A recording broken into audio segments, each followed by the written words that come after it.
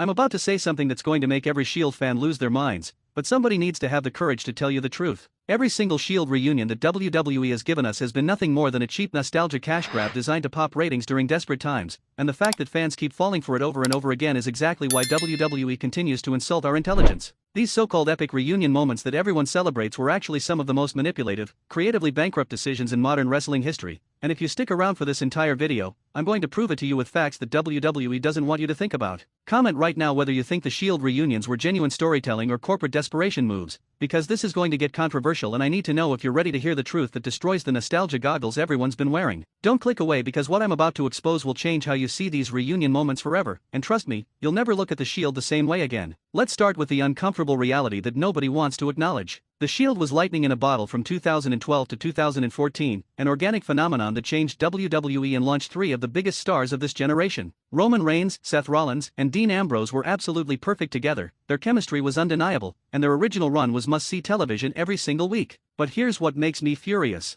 WWE has spent the last several years systematically destroying that legacy by reuniting them whenever they panic about ratings or need a quick fix for creative bankruptcy. Every reunion has been worse than the last, every comeback has felt more forced, and every single time WWE has proven they care more about exploiting nostalgia than respecting what made the Shield special in the first place. And you know what the most insulting part is? Fans eat it up every single time, cheering and crying and acting like WWE just gave them the greatest gift, when really they're just being manipulated by the same tired playbook WWE has used for decades. The first reunion happened in 2017, and I'll admit that one actually had some justification. Dean and Seth had reconciled, their story made sense, and bringing Roman back into the fold felt somewhat organic even if it was rushed. The crowd went absolutely nuclear when they reunited, and for a brief moment it felt like WWE might actually have a plan for this. But here's where it all falls apart. What did WWE do with this reunion? They had the Shield beat up everyone for a few weeks, sell a ton of merchandise, and then boom, it was over almost as quickly as it started. There was no long-term storytelling, no character development, no reason for the reunion to exist beyond generating temporary buzz and moving product. It was a band-aid on WWE's creative wounds, a way to distract from the fact that they had no compelling storylines and were relying on the past to cover for their inability to create anything new. And it worked, which taught WWE they could keep going back to this well whenever they needed a ratings spike. Then we got more reunions, each one more transparent and desperate than the last. The Shield would come back for a few weeks, do their entrance through the crowd, pose with their fists together, maybe have a decent match or two, and then disappear again when WWE decided they'd squeezed enough nostalgia juice out of the moment. There was never any real purpose beyond the reunion itself. No storyline that required all three of them together, no character arcs that justified bringing them back as a unit, nothing that made you think this was creatively necessary rather than financially motivated. WWE was literally just pressing the nostalgia button and watching fans' Pavlovian response kick in, and it made me sick because it meant they'd never have to try hard again. Why write compelling new stories when you can just reunite the Shield and fans will cheer regardless of whether it makes sense? Let me ask you something that WWE hopes you never think about. What did any of these reunions actually accomplish for Roman, Seth, or Dean individually? Did it advance their characters? Did it give them new dimensions or help them grow as performers? Or did it just reset them back to who they were years ago, undoing all the character development that had happened in between? The truth is that every Shield reunion was a step backward for all three guys, reducing them to their former selves instead of allowing them to be who they'd become. Roman was in the middle of his tribal chief transformation, the best character work of his career, but WWE kept dragging him back to Shield reunions that made him feel like a nostalgia act.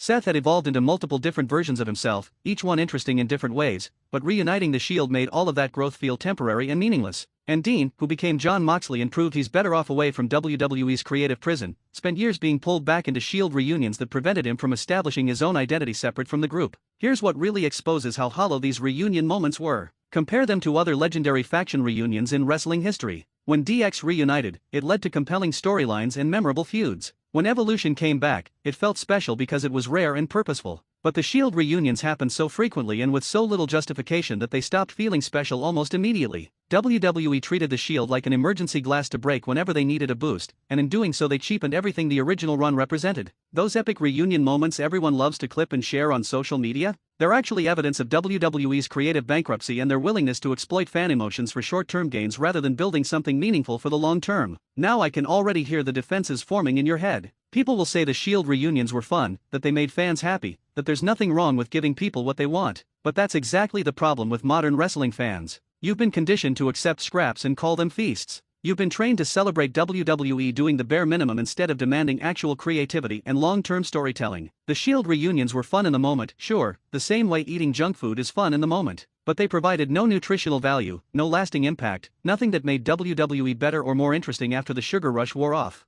And every time WWE successfully manipulated fans with a Shield reunion, it reinforced their belief that they don't need to try harder or do better because nostalgia alone is enough to keep people watching. Let's talk about the most insulting aspect of all these reunions. WWE acted like each one was this huge surprise, this organic moment that just happened, but we all know they were calculated marketing moves planned months in advance. The Shield gear would mysteriously become available on WWE Shop right before a reunion was announced. Social media would start posting throwback Shield content to prime the nostalgia pump. Commentary would start mentioning the Shield more frequently in the weeks leading up. WWE treated fans like idiots who couldn't see through the transparent setup, and the sad thing is that most fans either didn't notice or didn't care. They were so desperate for the nostalgia hit that they ignored all the obvious manipulation happening right in front of them. The worst reunion of all, and this is where I know I'm going to make people angry, was the one where they pretended it was Dean Ambrose's last hurrah before leaving WWE. They knew he was gone, they knew he was unhappy, and they used the Shield reunion as a way to squeeze every last drop of value out of him before he walked out the door. That's not heartwarming, that's not giving fans a special moment, that's exploitation pure and simple.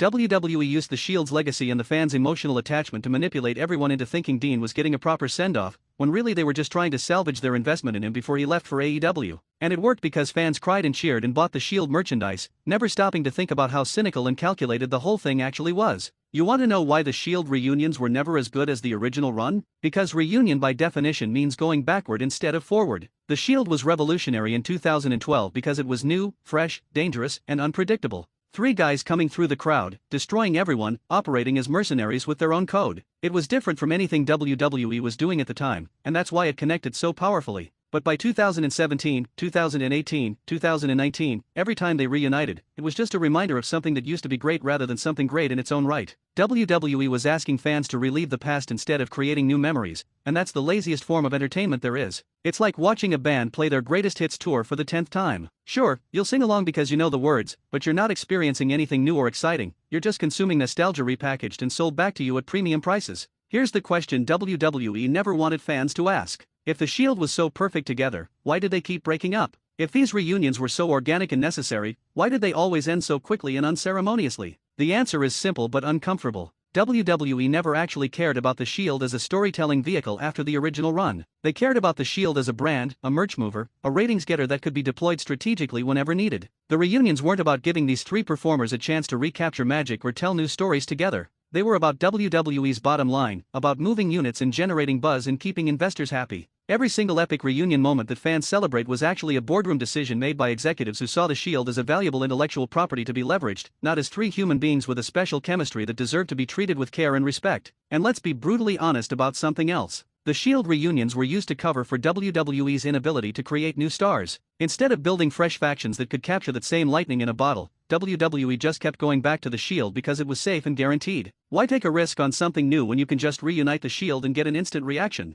This is the same mentality that's killing wrestling, the same creative cowardice that prevents WWE from ever truly evolving. They're so terrified of failure that they'd rather recycle the past endlessly than dare to create something that might become the future. And every time fans reward these reunion stunts with cheers and trending hashtags, they're telling WWE that this strategy works and they should keep doing it forever. The real tragedy here is that Roman, Seth, and John are all incredible performers who deserved better than being reduced to nostalgia acts whenever WWE panicked. Each of them proved they could be massive stars on their own, each of them created compelling characters that existed independently of the Shield, and each of them had to fight against being constantly pulled back into reunion mode that undermined their individual growth. Roman's tribal chief character is better than anything the Shield ever did, but WWE kept interrupting it with Shield reunions. Seth's evolution through various heel and face runs showed his range, but Shield reunions kept resetting his character. And John had to literally leave the company to escape being forever defined by the Shield, and even now people still try to reduce him to his Dean Ambrose Shield days instead of recognizing him as Jon Moxley, a completely different and arguably better performer. So what were these epic reunion moments actually?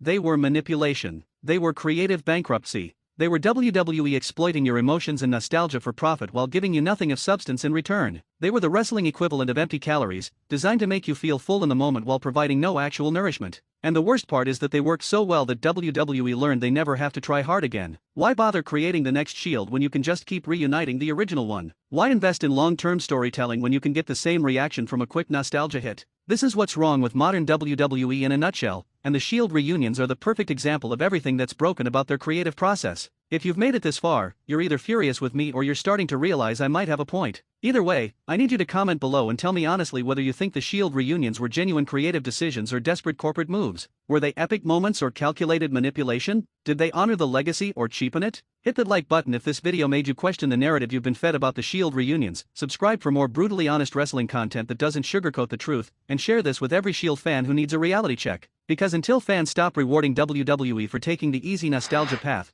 they'll never be motivated to create something new and genuinely special. We have the power to demand better, but only if we're willing to be honest about what we're actually getting versus what we're being told we're getting. The Shield deserved better than being WWE's emergency button, and so do you as a